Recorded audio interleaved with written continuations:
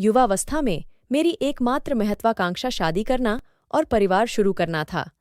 मेरी शादी 20 साल की उम्र में हो गई, लेकिन 8 साल में मुझे और मेरे पति को एहसास हुआ कि लगभग हर चीज पर हमारे विचार अलग अलग थे।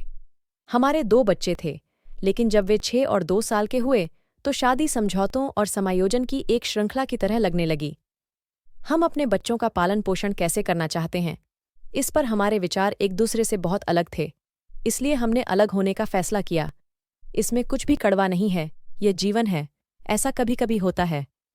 मैं भाग्यशाली थी कि मुझे मेरे समर्थक माता पिता मिले जो मेरे साथ खड़े रहे।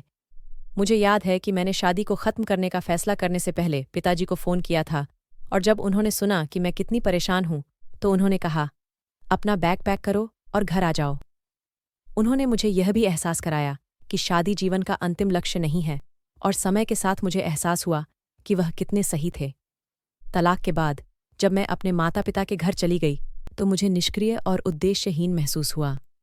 मुझे लिखना और पढ़ना हमेशा से पसंद था, इसलिए मैंने रचनात्मक लेखन की ट्यूशन देने का फैसला किया। इसलिए एक दिन जब मेरा बेटा केवल 8 वर्ष का था, हमने ट्यूशन के लिए पर्चे बनाए और उन्हें अपने आस पड़ोस में वितरित किया। समय के साथ मेरे पास बहुत सारे छात्र आ गए और जल्द ही मैंने रुपये चार्ज करना शुरू कर दिया। अपना स्वयं का रचनात्मक लेखन संस्थान शुरू करने के लिए एक कक्षा के लिए 50 रु। तब से हमारे पास 7,000 से अधिक छात्र हैं।